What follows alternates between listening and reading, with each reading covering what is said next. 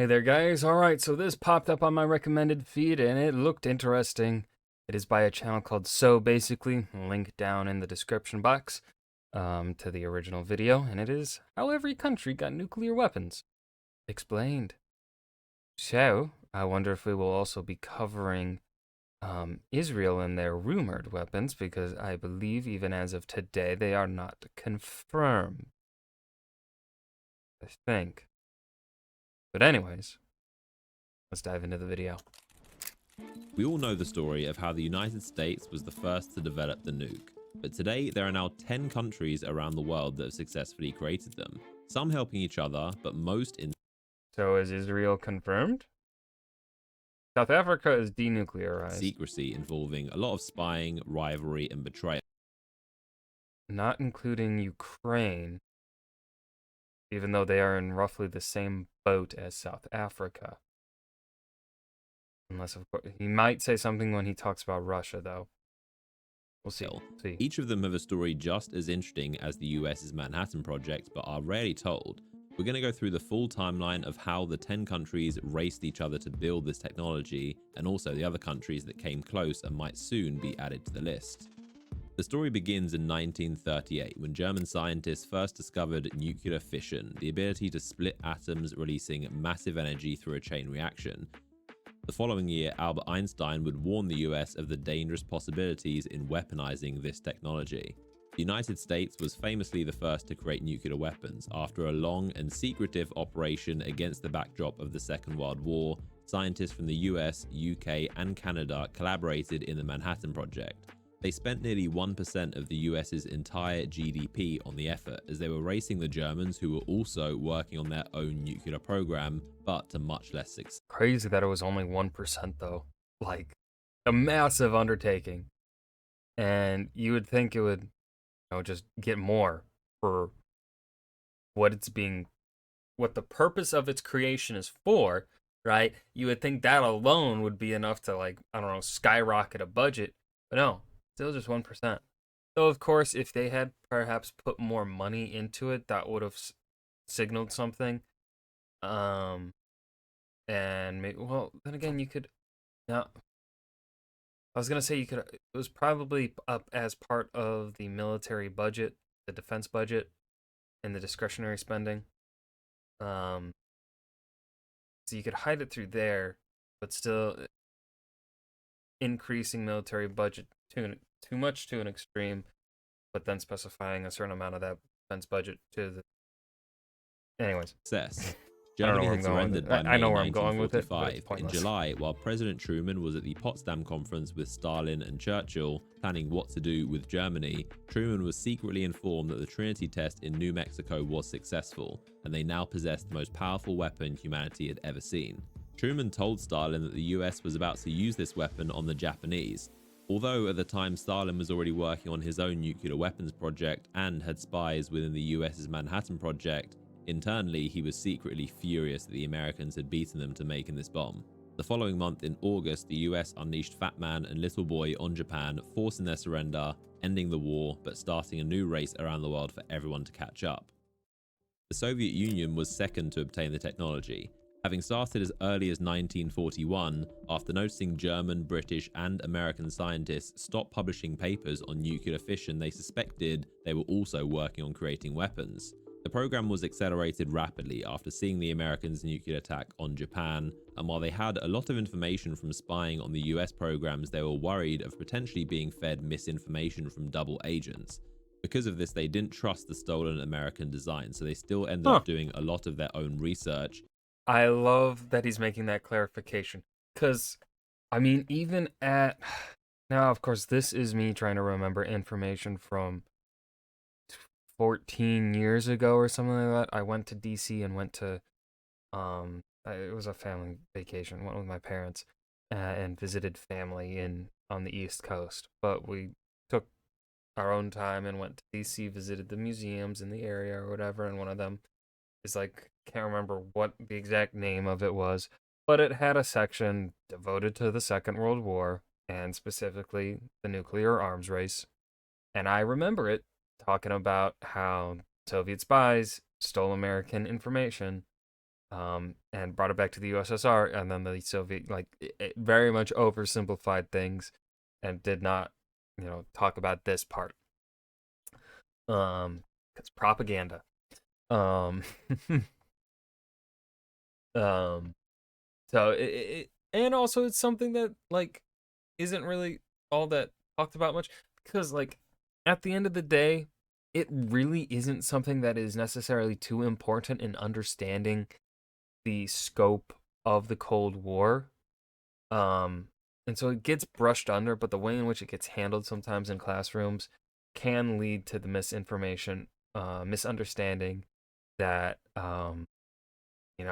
the Soviets developed the bomb at the speed in which they did because of the information that they had stolen from the Americans. No, I'm sure that it might have sped them up a little bit, but right as he said, for the most part, the Soviets got there through their own work, not through their spies, because they just did not trust them. Using many captured German scientists, they built their own project while also So they trusted the former Nazis instead. using the United States' designs to check it was correct. Earlier than the US expected, in 1949, the Soviets successfully completed the RDS-1 test in Kazakhstan.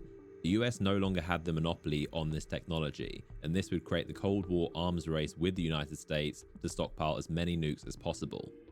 The third country was the United Kingdom.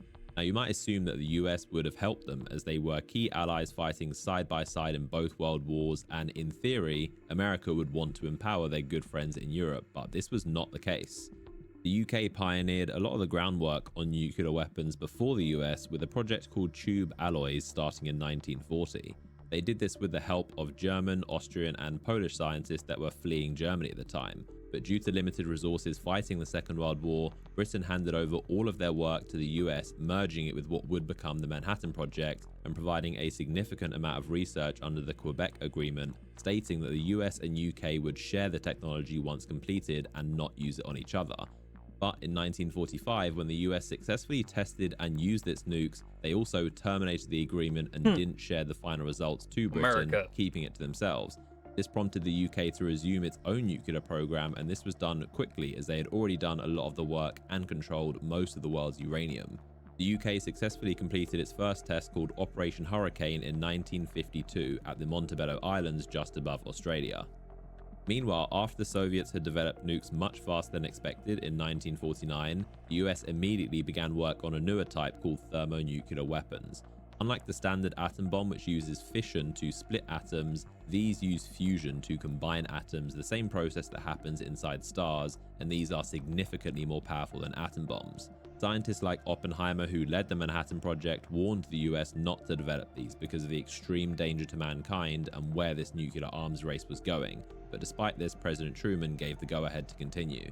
In 1952, the United States successfully completed Ivy Mike, the first test of a hydrogen thermonuclear bomb over 450 times more powerful than the one dropped on Nagasaki. The Soviets then completed theirs in 1955 called the RDS-37, and the UK completed theirs in 1957 called Operation Grapple. Because of this new threat of hydrogen bombs, the US then decided to Oh, these footages are scary. re-sign a nuclear agreement with the UK the following year in 1958. The fourth country was France, who already had a few scientists working on the Manhattan Project and started their own nuclear program after World War II, collaborating with Israel, but mainly focusing on energy instead of weapons. That was until after the embarrassment of the Suez Crisis and increasing tensions between the US and Soviets prompted France to want their own deterrent strategy and to retain their place as a great European power. The United States was much more against the idea of France having nukes than Britain, as France had a slightly different policy It's because the French are stinky. That's the only reason, no other reason. on how they could be used, so France developed them almost completely independently. The French President Charles de Gaulle spearheaded the effort and stated that nuclear weapons were essential for France to be a truly sovereign and great power. He also wanted strategic independence from NATO and the United States. They sourced uranium from its colonies in Niger, Gabon, and Madagascar, which was a huge help, and despite being in ruins after the Second World War, the French scientists worked tirelessly.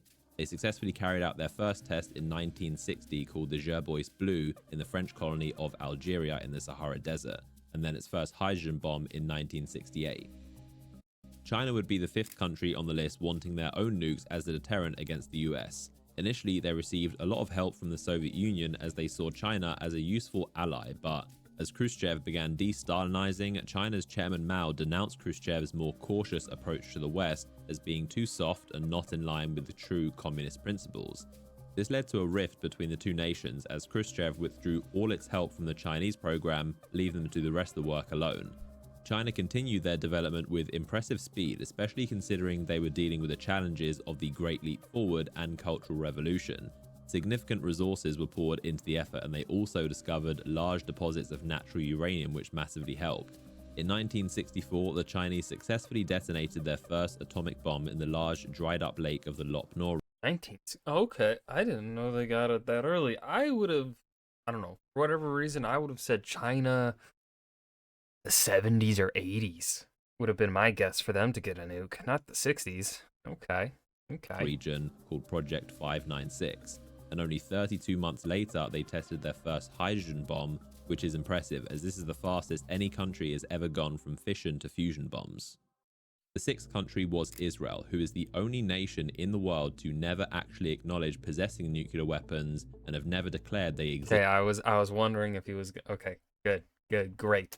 So nobody knows exactly when or how many were created, but lots of details have leaked. As mentioned, the Israelis were working with the French since the 50s on nuclear energy, and France helped Israel build a secret nuclear facility in the Negev desert, which became a problem in 1963 as US President Kennedy became concerned the Israelis were developing nuclear weapons.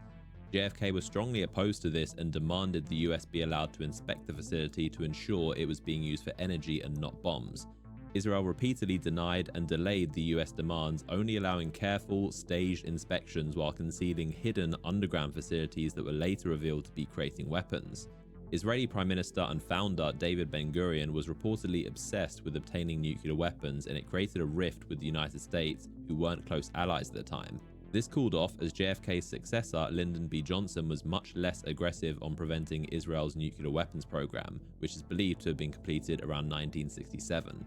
While Israel's nuclear capabilities had been rumored and speculated all throughout the 60s, the big revelation came later in 1986. Mordecai Vanunu, an Israeli technician who worked at that Negev nuclear research center, fled Israel and leaked to the British press a massive amount of photos he took personally and documents detailing what the facility was really being used for. He was then kidnapped by Israel's Mossad in Rome after being lured there by a female Mossad agent he believed he was going on a date with. He was then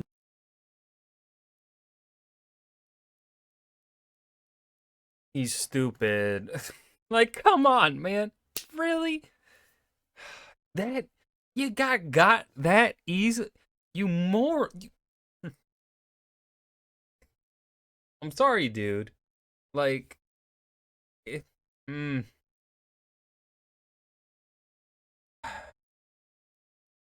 get gotten that way, you kind of deserve to get got, my guy. You're dumb. You're just dumb. And sedated and brought back to Israel, where he was sentenced to 18 years in prison for espionage and treason in a behind closed doors trial. He's currently under significant restrictions to his speech and travel and has been rearrested many times for parole violations, speaking to the press and attempting to leave Israel. It's also believed from his leaks that Israel has developed thermonuclear weapons. The 7th country on the list is India, who, like many others, expressed the need to have this latest technology after the Second World War, mainly for deterrence and protection from Pakistan and China. Research began in the 1940s but would take several decades to complete the process. This was accelerated after India lost a border war with China in the Himalayas in 1962 to stop Chinese aggression. It had first been developing nuclear energy, getting supplies for its reactors from countries like Canada and the US while secretly using them to develop weapons. The first test was successfully completed in 1974, codenamed Smiling Buddha, in the desert of Rajasthan, in which they called a peaceful nuclear explosion. So close to the Pakistan border. Surely it's peaceful and not at all a threat. This test drew worldwide condemnation and sanctions as India was using a Canadian reactor provided for energy purposes and because they refused to sign the Nuclear Non-Proliferation Treaty. This is where countries agree to set rules to limit the spread and use of such weapons. However, India did deliberately refrain from fully weaponizing the technology into warheads while theoretically researching the means to weaponize in case they needed to in the future. Most Indian politicians were opposed to creating activated nuclear weapons, so it was a slow process that wouldn't be completed until the 90s. The eighth country to develop nuclear weapons was South Africa, which is one of the most unique stories. It possessed one of the world's largest reserves of natural uranium, which is a key ingredient, and had been supplying it to the US, UK, France, and potentially the Soviet Union and Israel, most of which was intended for peaceful energy reactors, but it's likely some also ended up being used for weapons.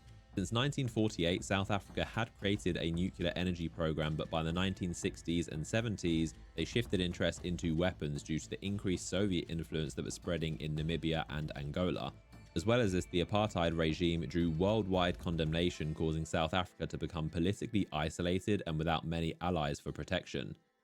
In 1977, they created a testing facility in its Kalahari desert and nearly detonated a bomb, but when a Soviet satellite spotted it and reported this to the US, the backlash and international pressure stopped the test. In 1979, US satellites detected a double flash of light in the Prince Edward Islands controlled by South Africa in the Indian Ocean. This was called the Vela incident and is widely believed to have been a joint nuclear test by Israel in collaboration with South Africa. Oh. They likely allowed Israel to test its weapons there in exchange for South Africa gaining some of this research for its own program, who didn't have functional weapons yet at the time. By the mid-1980s, it had created 6 nuclear bombs, roughly the size of the one dropped on Hiroshima, and it's believed to have achieved this with the help of Israel, likely in exchange for its large uranium supplies. South Africa maintained deliberate ambiguity around its weapons, never admitting to having nukes, similar to Israel, to act as a deterrent from hostile nations. But by the 90s, as the Soviet Union collapsed, its need for protection from communist threats dissipated, and with the apartheid regime coming to an end, it feared handing over nuclear weapons to the next incoming government, so it opted to be the first nation. And specifically about that incoming government, they were transitioning from minority white-led to majority black.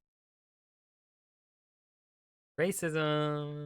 Yay! In history to dismantle and dispose of its nukes, and then admitted to the world that it had actually possessed them. The designs were destroyed and the enriched uranium was locked in a nuclear facility vault, although in 2007 armed intruders breached the facility and came close to stealing the materials before being stopped. There are still fears today about this weaponized uranium falling into the wrong hands. Pakistan would become the 9th country, beginning the process in the 1970s after losing a war with India, their biggest rivals, in 1971, causing East Pakistan to become Bangladesh. Their prime minister said that if India builds the bomb, we will eat grass or leaves, even go hungry, but we will get one of our own. After India conducted its Smiling Buddha test in 1974, the race was on to catch up. Abdul Qadir Khan was a Pakistani scientist who, while working at the Dutch nuclear facility, stole top-secret intelligence on how to enrich uranium and brought them back to Pakistan, which was a main foundation to their nuclear weapons program. They also had significant help from China, who provided expertise, materials, and blueprints to develop a bomb. This was because China wanted another ally against India, also being one of its rivals, and saw the benefit in arming Pakistan.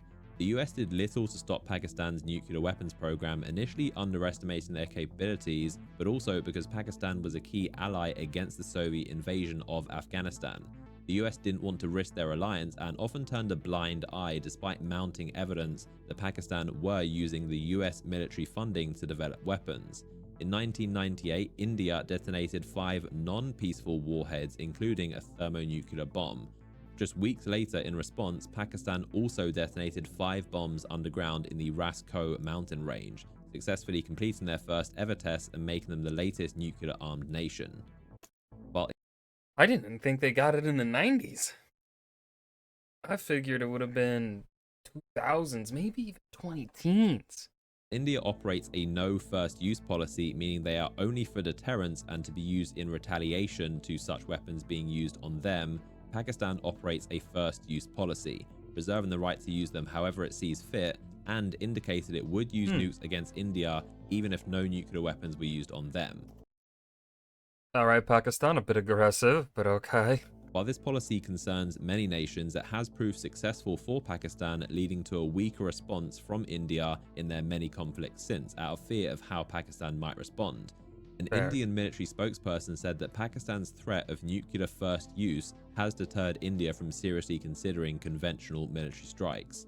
Abdul Qadir Khan, the man mentioned earlier for stealing the Dutch nuclear blueprints and dubbed the father of Pakistan's nuclear program, confessed in 2004 that he had been involved in illegally selling nuclear weapons technology to North Korea, Iran, and Libya. Oh. Seeing as none of these countries are a part of the Non-Proliferation Treaty, it drew worldwide concern about the uncontrolled spread of this technology. North Korea became the 10th and final country so far to develop nuclear weapons. The North Korean founder Kim Il-sung saw nuclear weapons as crucial to ensuring his regime's survival and asserting its power to the world to deter longtime rivals South Korea and the US. In the 1950s, the Soviet Union initially helped them develop their first nuclear research facilities for peaceful energy purposes, with many North Korean scientists being trained in the Soviet Union. Both China and the Soviets refused North Korea's many requests to help them develop weapons, and towards the 1970s, North Korea focused on building their own nuclear program using its own large natural uranium deposits, which proved essential as they didn't need to rely on sourcing it from any other country. By the 1980s, the US became aware that North Korea was using spent nuclear energy fuel on creating weapons. Then, in the 90s, North Korea signed the Nuclear Non-Proliferation Treaty despite secretly building weapons and delaying inspections from the International Atomic Energy Agency. In 1994, the US offered them light water reactors which would allow for peaceful nuclear energy production while making it very difficult to use them for making weapons like their current graphite reactors were. The North Koreans initially agreed to this deal, but ultimately broke down in 2002 due to a lack of trust between the two countries. The US accused the North Koreans of Well, that would be a switch from the Clinton administration to the Bush. secretly enriching uranium, violating the agreement. This led North Korea to officially withdrawing from the Non-Proliferation Treaty and continuing its weapons program. As well as the I bet it would have been different under Al Gore. Just saying. initial help from the Soviets in the 50s on energy, they also had some limited help from China, but most importantly Pakistan, as mentioned earlier, which was crucial to their development. In 2005, Kim Jong-il claimed to have possessed functional nuclear weapons, and the next year, in October 2006, they completed their first successful nuclear test. That was 2006? North Korea was another one where I would have said 20 teens, but I think I'm thinking of the wrong classification of nuclear armament. Although it was so small at an estimated 0.5 kilotons, experts believed it didn't go off correctly and may have malfunctioned. In 2009, while Kim Jong-il's health was rapidly deteriorating, in what's believed to have been a show of strength, they detonated a second, much more powerful bomb, and a third in 2013. Then, I remember the 2013 one. in 2016 and 17, it tested its first thermonuclear bombs. Okay, I was thinking of the thermonuclear ones. Now, while those are the 10 countries that have made their own nuclear weapons, there are lots more that hosted nukes from other countries under alliances for protection Ah, so this is where we're going to get Ukraine. and deterrence. During the Cold War, the United States held nuclear weapons in Belgium, Germany, Italy, the Netherlands, Turkey, Greece, Denmark, Greenland, South Korea, Japan, the Philippines, Taiwan, Canada, Morocco, and Puerto Rico, although some of Jesus Christ, America. Oh, shit. these were brief and some of them only had vehicles that contain nuclear weapons. Although most of these were removed towards the end of the Cold War, US nukes still remain today in Belgium, Germany, Italy, the Netherlands, and Turkey. The Soviet Union also stored We still have them in Turkey? I feel like recently, in the last few years, maybe even the last 10, I feel like our relation with Turkey hasn't been the best. significant amounts in their Soviet republics, with the most being in Ukraine and others being inside Belarus, Latvia, Lithuania, and Estonia, Georgia and Armenia, Kazakhstan, Uzbekistan, Turkmenistan, and as well as briefly in Cuba. All of these were since removed and dismantled with the collapse of the Soviet Union, although in 2023, Russia again provided Belarus with an estimated 130 warheads. There are also several other countries that were working on developing their own nuclear weapons but abandoned the work due to international pressure or lack of resources. These include Argentina, Brazil, Sweden, Romania, Algeria, Libya, Iraq, Iran, Egypt, Syria, Taiwan, and Japan. Many of these countries were actually very close to successfully developing the technology, notably Iraq, Syria, and Iran, who each made significant progress but all had facilities destroyed or sabotaged by Israeli missiles and cyber attacks. Iran is widely speculated to be the next nation closest to developing nukes, but their rival Israel being the only nuclear armed. I think Iran has to have them. I think they have them, and I fully believe Iran has nuclear capability. I mean, I think they actually have a nuclear weapon. Maybe they just haven't tested it. Maybe in theory they have it, right? They have it. They have the thing built, right? But they just haven't tested it because they know they'll get caught. So now they're just kind of like, well, we have the theory, and if we need to use it, maybe we have it. That would be my guess that they're going with. Armed country in the Middle Yeah. East is very keen to prevent this. Saudi Arabia's leader Mohammed bin Salman has also said multiple times that without a doubt, if Iran gets them, then they will too. The Saudis are already working on a nuclear energy program and certainly have the funds and means to create weapons. Japan is considered to be one of the most capable countries in the world that could very easily create nuclear weapons if they wanted to.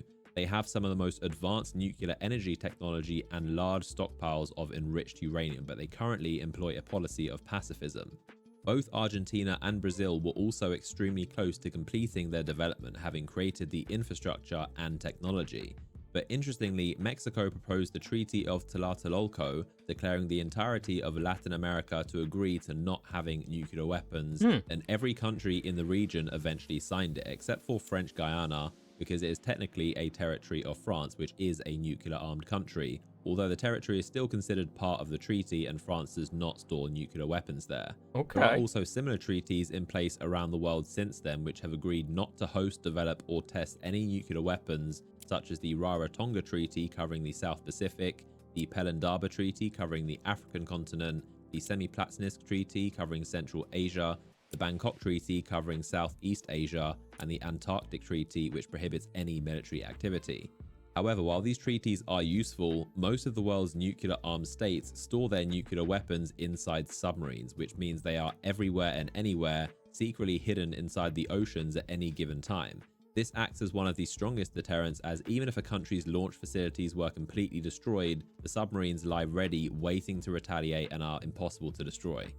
Creating nuclear weapons is an extremely expensive and conspicuous process. As we saw in the 1979 Vela incident, even a very small explosion in the middle of the Indian Ocean, hidden under cloud cover back in the 70s, was picked up by a US satellite. So you can imagine the level of surveillance today with the sophistication of satellites. Which is why I believe Iran has one, or has perhaps a stockpile, but they just are not tested. Even when that submersible imploded at the bottom of the Atlantic, the Oh my god.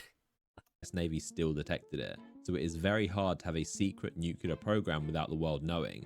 But while those are the 10 nations that completed the process, it's likely only a matter of time until more are added to the list. This was a 10 out of 10 video.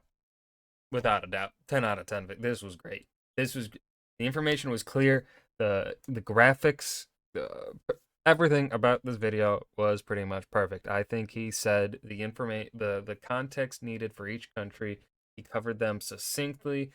Like, yeah, like he didn't go off on tangents or whatever, or spend really too much time on one. I think, right, like America and the USSR do not really need much time in a video like this.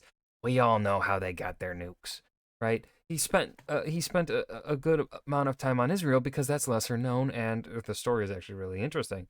Right? And then a long time on South Africa because that's another one that's not known as well. And then Pakistan as well, North Korea as well. 3 countries that are not as known in regards to how they achieved their nuclear arsenals. This was great. 10 out of 10. I loved it. Thumbs up. I'll see you guys in the next video. Peace.